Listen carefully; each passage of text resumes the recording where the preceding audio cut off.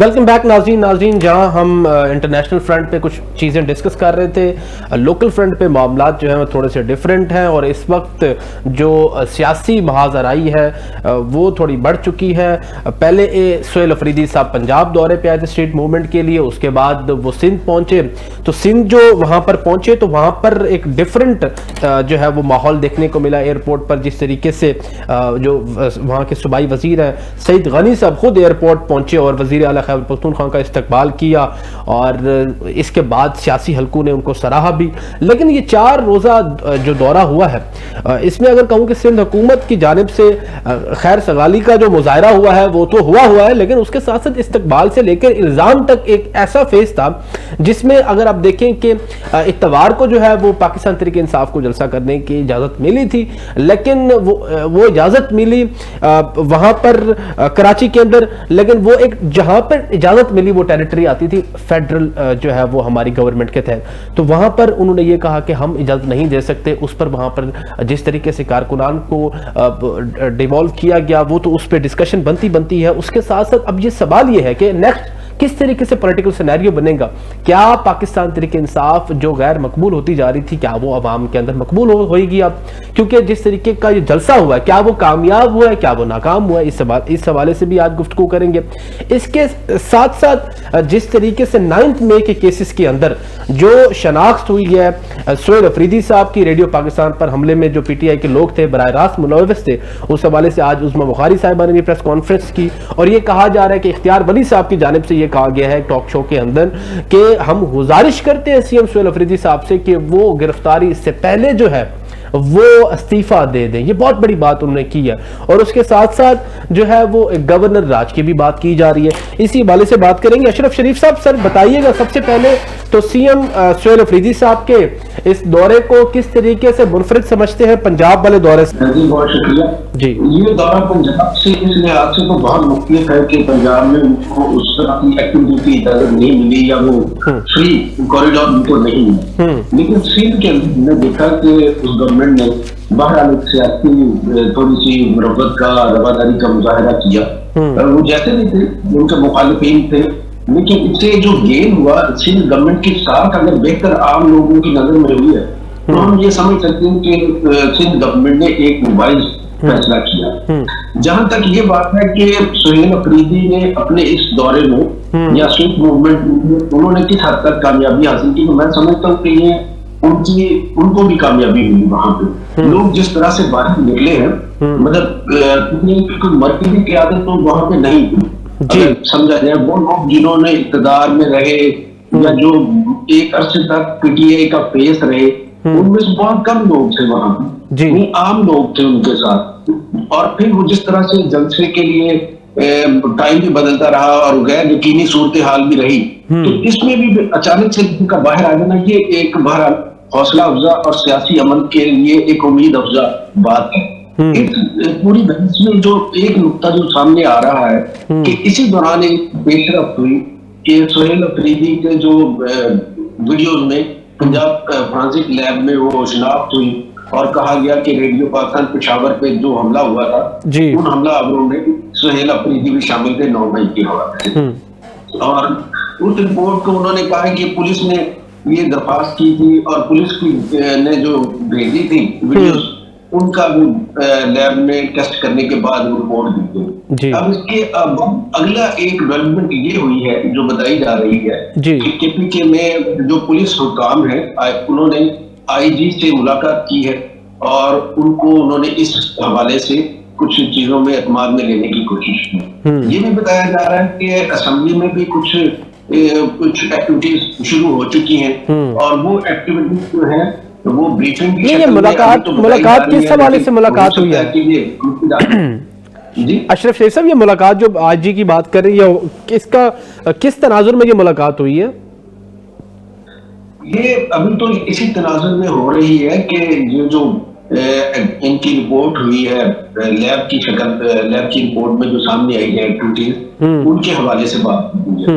अब ये इसमें क्या गिरफ्तारी होती है या कोई और रास्ता निकलता है, या इस खैबर पख्तूनख्वा गवर्नमेंट क्या मौक़िफ़ इख्तियार करती है, या फिर ये उनको वापस ये कराची और बाकी सूबों का दौरा खत्म करके वापस KPK में लाने के लिए कोई दबाव है। ये कुछ हम अगले कुछ अरसे में ये देखेंगे कि गवर्नमेंट इसे किस तरफ जा रही है। लेकिन बहरहाल जब मुल्क के अंदर एक तरफ तो हम ये तो लगाए बैठे हैं कि सियासी मुज़ाकरात का अमल शुरू हुआ चाहता है, वज़ीर आज़म साहब के हवाले से हदायत कर चुके और फिर उस पर कमेटियां बनने की भी हम इत्तलात सुन रहे हैं। तो उसमें ये जो अगर गिरफ्तारी होती है या इस हवाले से कोई कानूनी कार्रवाई होती है तो उसको एक धचका तो पहुंचेगा। दूसरी तरफ कानूनी अमल जो है उसके मामला भी अपनी जगह पे है। अगर तो वाकई वो उसमें मुलव्विस हैं। मैं अशरफ तरीक साहब, हम ना इस 9 मई की केसेस के हवाले से और उनकी नाअहली या उनकी गिरफ्तारी के हवाले से हम थोड़ी इसमें मैं आता हूँ। नियाज़ी साहब ज़रा सबसे पहले तो हम ये बताएं ना, जिस तरीके से CM साहब का वहाँ पे इस्तकबाल हुआ और इस्तकबाल के बाद उनको सियासी एक्टिविटीज़ करने की परमिशन मिली, फिर उसके बाद बाग़ जिना में जलसे की भी बात हुई, फिर वो कहा जा रहा है कि वो फेडरल पे शिफ्ट की गई, वो बर्डन के वहाँ पर आपको इजाज़त नहीं। इस सारे फेज को आप किस तरीके से देखते हैं नियाज़ी साहब? देखें लगारी साहब, सोहेल अफरीदी साहब एक पॉलिटिकल वर्कर है, एक CM भी है, एक जमात का एक मेंबर है। अगर वो टूर करता है सारा मुल्क उसका है, जैसे हम भी KPK में जा सकते हैं। तो पहला जो उन्होंने जो वेलकम किया तो बड़ा अच्छा था। मैं समझता हूँ कि उससे तो बेनज़ीर की हुकूमत की झलक नजर आ रही थी। जब वो हैदराबाद गया उसके बाद जो रास्ते बंद कर दिए गए और कराची दाखिल नहीं होने दिया जा रहा था, पुलिस से पूछा गया भाई आपने रास्ते क्यों बंद किए, उनके ऊपर से ऑर्डर आया। फिर हमें जरदारी की हुकूमत की झलक नजर आई। तो ये जो तजाद है ना, ये मैं समझता हूँ कि ये सारा पीपल्स पार्टी देखें, जो जैसे जिस तरह वहां पे सईद गनी ने आके अजरक और टोपी पहनाई सिंधी, हम उसको बिल्कुल उसकी तारीफ कर रहे हैं। और जब उन्होंने रास्ते बंद किए फिर उनको भी ये चीज उनके जिम्मे में उनके खाते में डालनी होगी। तो इस तरह CM KP को रोका गया। आज मैंने पहली दफा सुना है कि जो मिज़ार पाक वो फेडरल टेरिटरी, मुझे बताएं किस कानून में लिखा हुआ है भाई वो फेडरल। आज से पहले तो फेडरल वो टेरिटरी नहीं थी। और जिस तरह वहां पे आवाम को मारा गया, रोका गया, रास्ते रोक गया, फिर भी लोग पैदल चलकर वहां पहुंच गए। और मैं समझता हूं कि माजी में इसकी नजीर नहीं मिलती, इतना बड़े जबर, इतनी सख्त रास्ते बंद होने के बावजूद लोग अपने किराए पे पैदल चलकर उनको लाया नहीं गया। तो मैं ये समझता हूं कि ये बहुत बड़ा एक लेवरेज है कराची के अंदर PTI का। PTI नो डाउट इससे बड़ी और कोई जमात भी नहीं है पाकिस्तान के अंदर।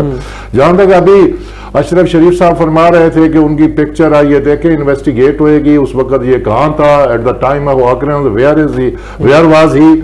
और इस तरह नहीं हो सकता कि आप तस्वीर मैच कर ये तस्वीरें तो सब इंसानों की एशियन के तकरीबन मिलती जुलती हैं। आप कोई भी चला जाए तो आप एक CM को अगर इस तरह करके क्या मैसेज दे रहे हैं? उसमें तो क्लियर नजर आ रहे हैं वीडियो। देखें ये तो इन्वेस्टिगेशन मामलात है ना, ये इन्वेस्टिगेशन मामलात इन्वेस्टिगेट होगा, ये कहाँ था उसके साथ बाकायदा एविडेंस कलेक्ट किया होगा। अगर वो उस वक्त वहां नहीं था, मिसाल तो वो वहां वो लाहौर में होगा, वो देखें वो इमरान खान के घर अगर वो साबित हो गया फिर क्या होगा? फिर फोरेंसिक को खत्म कर दें। ये जो आपने एजेंसी बनाई है और उसमें ये कर रहे हैं, लोगों को इस तरह धोखा न दें। और ये कोई अच्छा मैसेज नहीं है। आप इसको स्टेप डाउन करवा लें, इसको गिरफ्तार कर, तो क्या और PTI का रुकन वहां चीफ मिनिस्टर नहीं बन सकता? क्या इसके देखें सोहेल अफरीदी में कोई एक्स्ट्रा ऑर्डिनरी क्वालिटीज नहीं है। जो भी आएगा जमात का बंदा आएगा, प्रो इमरान खान ही आएगा, वो भी यही रवैश अख्तियार करेगा। और जहां तक ये पॉलिटिकल मैं समझ रिवाइवल है, इनको रहना चाहिए, इससे इस्तेकाम आएगा। अदरवाइज फिर क्या होगा कि आपके मुल्क में जो है ना वो अदम इस्तेकाम की अगर फजा बर्पा करना चाहते हैं, उसको गोन करना चाहते हैं तो मुल्क का नुकसान। इमरान साहब आप इस हवाले से क्या कहेंगे? मुल्क के अंदर जो सिनेरियो बना हुआ है खास तौर पे। देखें जी, सबसे पहली तो बात यह है कि देखें बेनज़ीर की शहादत के बाद आपको पता है पीपल पार्टी का वोट बैंक बड़ा कम नहीं हुआ। पहली बात तो मैं इसको इस तनाजुर में देखूंगा। देखें PTI को अगर आप चाहें ना ख़त्म करना चाहें तो आप ख़त्म नहीं कर सकते, ये तो एक हकीकत है और ये मानने वाली बात है। इसको हर वो न्यूट्रल बंदा जिसका किसी भी पार्टी से ताल्लुक नहीं है वो इस चीज़ को एग्री करेगा कि वाकई इसी तरह की सिचुएशन है। दूसरी बात देखें, जो कराची की जो सियासत है ना वो डिफरेंट है। जरदारी साहब एक प्लेयर हैं, आपको पता है उनकी हमेशा सियासत का डायरेक्शन जो होता है ना वो दूसरा है। वो ज़रा पढ़े लिखे धीमे तबके व दूसरे अंदाज की पॉलिटिक्स करते हैं, वो उस तरह की पॉलिटिक्स नहीं करते जिस तरह की पंजाब में या बाकी में से दूसरी जमातों में की जाती है।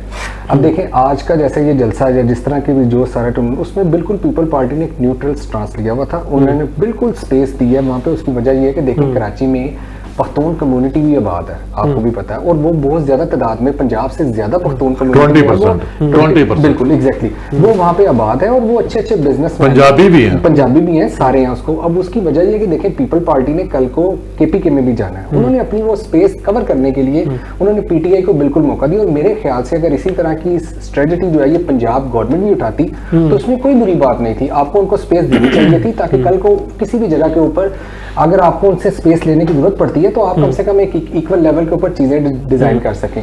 दूसरी जो बात है, अगर आप ये समझते हैं कि ये 9 मई के केस में अगर ये फॉर एग्जांपल केपीके की गवर्नमेंट जो है ये खत्म हो जाएगी और गवर्नर ना लग जाएगा, मुझे नहीं लगता आई थिंक सो कि ये बड़ा इजी टास्क होगा और ये बड़ी आसानी से इस चीज पे अमल ड्रामा शुरू होगा। उसकी वजह ये देखिए, हमें खुद इस वक्त पूरी दुनिया में क्राइसिस का सामना है, हमें पता है हमारी नेबर सेक्टर में इस वक्त क्या प्रॉब्लम चल रही है। मुझे नहीं लगता कि एक इतनी बड़ी ग्लोबलाइजेशन में चेंजिंग हो रही है, उस चेंजिंग में क्या हमारे पास इतना टाइम है कि हम किसी को ऐसा पॉलिटिकल स्पेस देंगे और पूरी दुनिया में अपना एक चेहरा शो करवाएंगे जिसमें हम बताएंगे कि हमारे मुल्क में भी डिस्टेबलाइजेशन की इस वक्त सूरत हाल जो है वो फेस करनी पड़ रही है। तो मेरे ख्याल में आई थिंक सो कि उन्होंने पीटीआई को एक सर्कल में बिल्कुल डाल के रखा हुआ है, और उन्होंने पीटीआई को एक सर्कल में डालकर उनको बता दिया कि आप इस सर्कल के अंदर हैं, आपने इस सर्कल से आगे निकलेंगे तो हमारे पास कुछ बहुत रास्ते हैं जहां से हम आपको फौरी तौर पे स्टॉप कर देंगे। तो आई थिंक सो कि ये इसी तरह ये पॉलिटिकल सिचुएशन जो है ये पाकिस्तान में चलती रहेगी, लेकिन इसका अल्टीमेटली एक एंड होना चाहिए, और वो आई थिंक बेटर एंड यही है कि तमाम पॉलिटिकल पार्टीज को एक पेज पे आना चाहिए, और उस पेज पे आने के लिए जो सबसे बड़ी शर्त होगी वो ये शर्त होगी कि मेड इन पाकिस्तान और पाकिस्तान, ये दो पॉलिसीज आपको अपनानी पड़ेगी। मेड इन पाकिस्तान आप इकोनॉमी लेवल के ऊपर ले जाएं, और पाकिस्तान से आप ये शो करवा दें कि अब पाकिस्तान के लिए सब एक मिलजुल के इकट्ठे हैं, एक ही पार्टी बाहर है ना। तो सर कितनी सारी पॉलिटिकल पार्टी में कोई ऐसे चेहरे मौजूद हैं जिनके कुछ ना कुछ कनेक्शन पीटीआई में है, कुछ के नून लीग में है, कुछ के पीपल पार्टी में है। तो ये अगर सारे बंदे एक पेज पे आना चाहिए मुल्क के लिए, कौम के। देखिए गरीब अवाम का इस वक्त मसला क्या है, अवाम का तो इस वक्त मसला एक ताजिर परेशान है, और उसकी वजह ये उसके पास बिजनेस कोई नहीं है।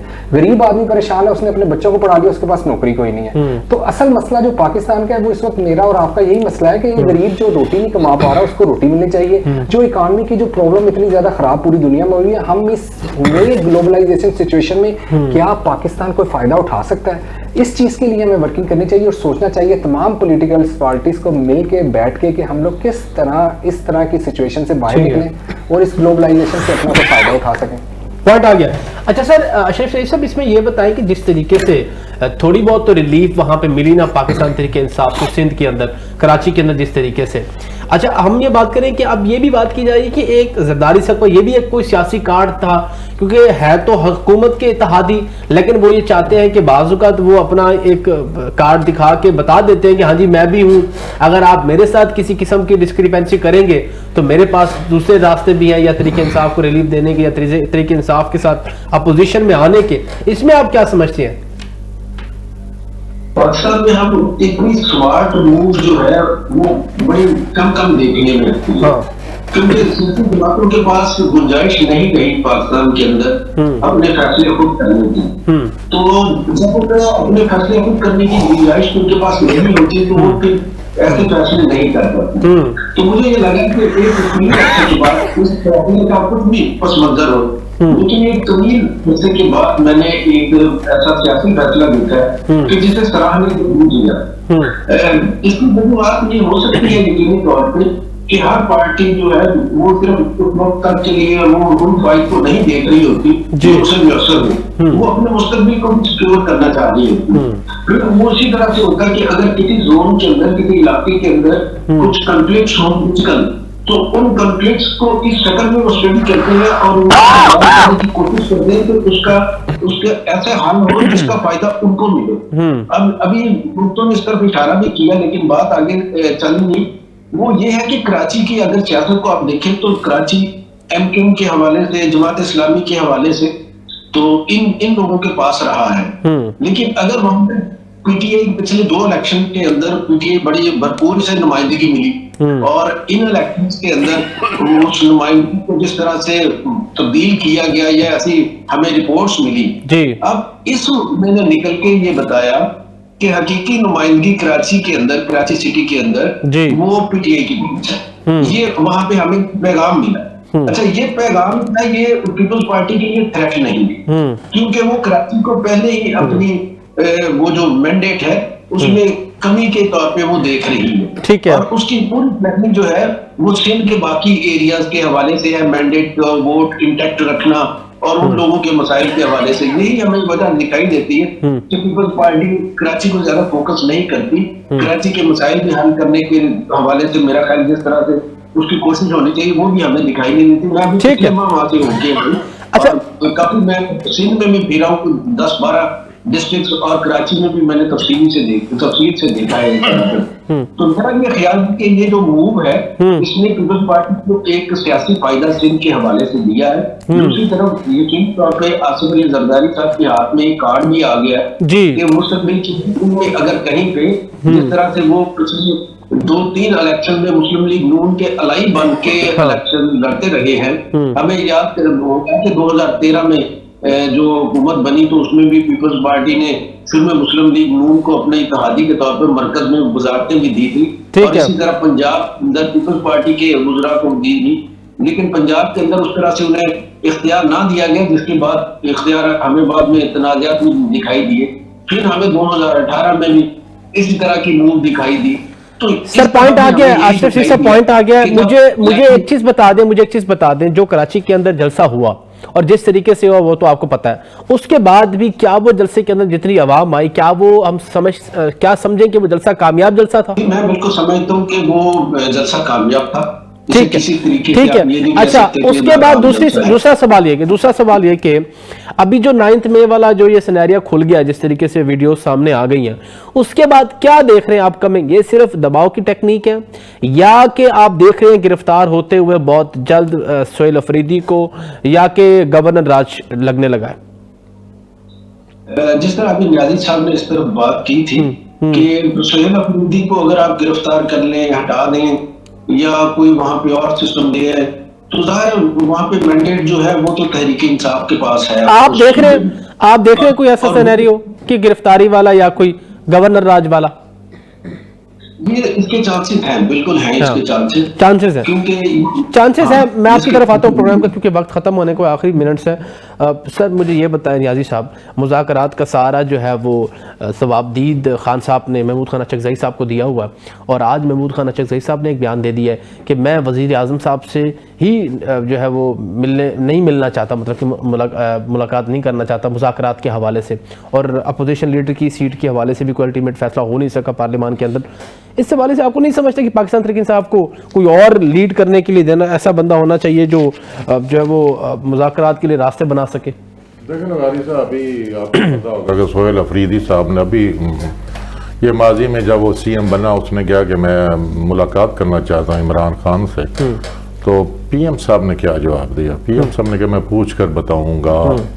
जब इनके पास मैंडेट ही नहीं है, एक मुलाकात का मैंडेट नहीं है, तो ये किस तरह फिर ये मामला जो है सेटल होंगे? डेफिनेटली दोनों साइड से, बोथ द साइड जो है ना वो TR दिया जाएगा, बल्कि हुकूमत देने की पोजीशन में होती है। एक प्रॉपर चैनल आपको चाहिए ना सर मुज़ाकरात के लिए। देखिए हम प्रॉपर चैनल को अडॉप्ट कर रहे हैं ना, अगर आपको देखें एक रास्ता इख्तियार करना है। देखें आप डेमोक्रेसी की बात करते हैं, आप पार्लियामान की बात करते हैं, तो मैं सीधी बात, एस्टेब्लिशमेंट अगर एतमाद दिलाती है तो फिर ये बैठ जाएंगे, अगर एतमाद वो नहीं दिलाती तो ये सारी मुज़ाकरात एक सियासी खेल खेला जा रहा है सिर्फ टाइम किल करने के लिए, और कुछ भी नहीं है।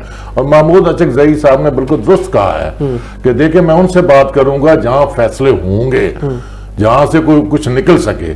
तो खाली आप एस्टैब्लिशमेंट की बात कर रहे हैं, ठीक है, बिल्कुल मैं तो वहां आप बानी साहब आपके एंटी स्टेट नैरेटिव लेके बैठे हैं, जिस तरीके से ट्वीट्स करते हैं, ठीक है, तो उस तरीके से कहा आपको मस्बत एक रास्ता नहीं, आप इसको डिफाइन करें ना, इस तरह नहीं है। आपके कहने से एंटी स्टेट वो नैरेटिव बन जाता है, उन्होंने तो एंटी स्टेट है, उसने कहा मुल्क भी मेरा, फौज भी मेरी है, इस तरह ना करें बात। देखें इंडिविजुअल तौर पे डिफरेंसेस हो सकते हैं, सिटिंग आर्मी चीफ और हुकूमत के दरमियान भी हो सकते हैं, ये तो बल्कि हुस्न है। डिफरेंसेस अगर असूल की बुनियाद पर हैं, लेकिन एंटी स्टेट ना कहें, ये आप ज्यादती कर रहे हैं। मैं नहीं जाती कर रहा सर, आप किसी के बारे मैं किसी के बारे आप किसी सियासतदान के बारे आपको आप और मैं कौन है कि हम किसी को इस तरह एलिगेट करें कि वो एंटी स्टेट जो वो गद्दार है। लास्ट मिनट है सर, इमरान साहब आप क्या समझते हैं मुज़ाकरात के हवाले से पाकिस्तान तरीके से आपको क्या सजेशन देना चाहे? हमारे भाई जर्मनी से आए, जरा बताएं ना, कोई एग्जांपल दें बाहर की भी। देखिए जी, ये पूरी दुनिया जो है ना इस वक्त जिस तरह की सिचुएशन चल रही है उसमें सबसे ज्यादा जो जरूरी है ना वो है डेमोक्रेसी। डिक्टेटरशिप और वन यूनिट की तरफ आप वक्ती तौर पे तो कह सकते हैं, किसी भी मुल्क जो है वो उसके ऊपर अपना स्टांस ले सकता है, लेकिन ये टेम्परेरी सिचुएशन है, ये परमानेंट नहीं होती। डेमोक्रेसी को फ़रोग देने के लिए इस वक्त जो पाकिस्तान की पॉलिटिकल जो सिचुएशन है ना वो हर बंदे हर पॉलिटिकल पार्टी के लिए चैलेंज है। अब आप इस वक्त देख लें, सिर्फ पीटीआई साइड पे या बाकी सारी पॉलिटिकल पार्टीज एक ही हैं। अगर कोई भी फैसला हो रहा है तो अल्टीमेटली वो सारी पॉलिटिकल पार्टी उसमें इन्वॉल्व भी हैं। मेरे सिर्फ कहने का मकसद ये है कि देखें बहुत सारे लोग हैं जो कनेक्टिविटी करके आप लोग एक पेज पे आ जाएं, पॉलिटिकल पार्टी को बिठाएं, और पीटीआई को भी चाहिए कि वो भी कोई ऐसा एक अच्छा पढ़ा लिखा बंदा, देखें बहुत सारे लोग हैं इसमें, शाह महमूद कुरैशी साहब का भी काफ़ी अच्छा दखल है, दूसरा आपका असद उमर साहब भी बिल्कुल साइडलाइन जरूर है लेकिन अल्टीमेटली वो किसी ना किसी जगह पे इन्वॉल्व हैं। काफ़ी सारे पढ़े लिखे लोग ऐसे पीटीआई में शामिल हैं, तो वो किसी ना किसी तरह किसी पढ़े लिखे लोगों को आगे लाएं, उन लोगों को आगे लाएं जो लोग इसके ऊपर डिसीजन ले सकते हैं, उन लोगों को आगे ना लाएं जिनके पास डिसीजन की कोई पावर ही नहीं है, और मिल बैठ के सर मुल्क और कौम के लिए कुछ कर दें अगर वो करना चाहें तो। नहीं तो अदरवाइज देखें एक वक्त आएगा, एक ऐसा भी वक्त आएगा जब ये सारी पॉलिटिकल पार्टीज जो हैं ये एक दूसरे का मुंह देख रही होंगी, क्योंकि अल्टीमेटली वो बुरहान ऐसा होगा उसमें हर अवाम पढ़ा लिखा बंदा जो जिसके पास आजकल शऊर है, जो पढ़ा लिखा बंदा है, देखें सर इतने पैसे लगा के लोगों ने अपने बच्चों को पढ़ाया, आज उनके पास जॉब नहीं है। तो अल्टीमेटली अगर यंग जनरेशन ने पीटीआई को सपोर्ट किया था, पीटीआई को वोट दिया था, तो वो भी इस वक्त देखते हैं कि अगर पीटीआई के साथ इस तरह का सलूक हो रहा है तो आने वाले दिनों में अगला टारगेट कौन होगा। और दूसरी जो पॉलिटिकल पार्टीज हैं सर वो भी चोटी का मुजाहिरा करें। सर पॉइंट आ गया, और सर पॉइंट आ गया। Thank you so much Imran साहब, नियाजी साहब आपका बहुत शुक्रिया, अशर शरीफ साहब आपका बहुत शुक्रिया। नाज़रीन, आज के प्रोग्राम का वक्त ख़त्म होने को है और एक यही सजेशन गवर्नमेंट है और अपोजिशन की तरफ से कि जैसे बात तमाम गेस्ट का क्रक्स भी यही था कि हमें एक पेज पे बैठ के ये दुनिया को बताना होगा कि हमारी तमाम पॉलिटिकल पार्टीज और पाकिस्तान के अंदर रहने वाला हर बासी एक ही पेज पे, हम पैट्रियट इस चीज़ को समझते हैं कि नेशनल रिकॉन्सिलिएशन यहाँ पे ज़रूरी है, क्योंकि ग्लोबल जिस तरीके से डायनामिक्स तब्दील हो रहे हैं ये बहुत ज़्यादा अलार्मिंग है, और इंटरनल हमारा अगर सीज फायर नहीं होता तो हमें भी बहुत सारी चीज़ें जो है वो सफ़र करनी पड़ सकती हैं। अपने मेज़बान उमर शरीफ दिगारी को इजाज़त दीजिए, इंशाअल्लाह कल आपसे फिर मुलाकात होगी। अल्लाह निगहबान, पाकिस्तान जिंदाबाद।